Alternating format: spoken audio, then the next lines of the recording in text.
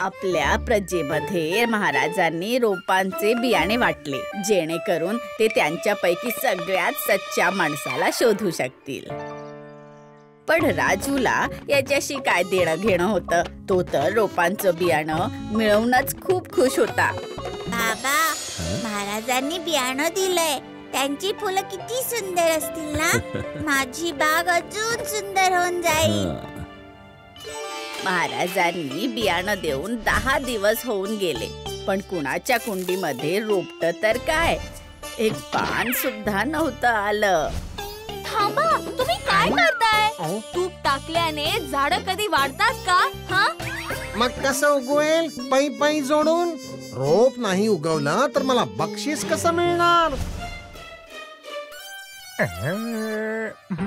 मी म्हणते की कागद लेखणीतच घुसून राहणार आहात का, की उठून पण बघाल? कुंडीत रोप उगवलंच नाहीये. मग मी काय मातीतून खेचून रोप उगवू? हा, अगं खत पाणी सगळं तर दिलं. मातीची कुंडी घेऊन जाऊन काय सांगणार महाराजांना? त्यांना सांग की तू खूप मेहनत केलीस हो, पण रोपटं काही आलं नाही.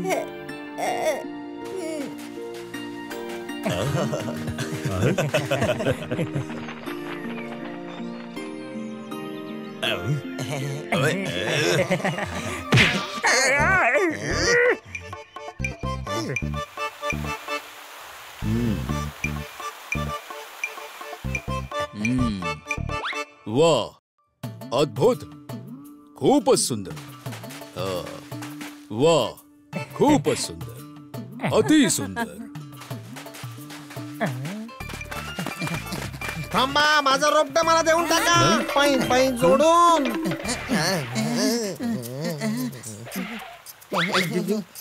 पै पै जोडून हे रोपटं माझं आहे महाराज. हा खोटं बोलतोय महाराज, हे आमचं आहे. मंत्रीजी,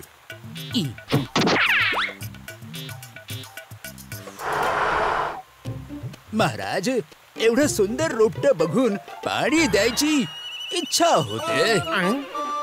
हे रोपटं माझं नाहीये महाराज.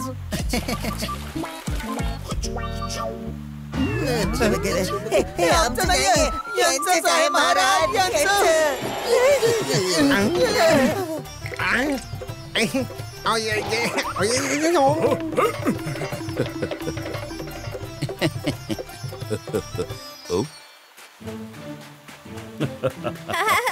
तुझं रोपटं कुठे आहे बाळा? रोपटं नाही उगवलं महाराज. मी वेळेवर पाणी दिलं, खत पण टाकलं, पण रोपटं आहे बालका? रोपटं कुठे? आम्ही खरेपणाचं जे बियाणं रोवलं होतं त्याचं फूल तुझ्या रूपात आमच्या समोर आहे. तू आमच्या प्रजेमध्ये सगळ्यात खरा आहेस. If you like this video, subscribe to our channel Murthy Media.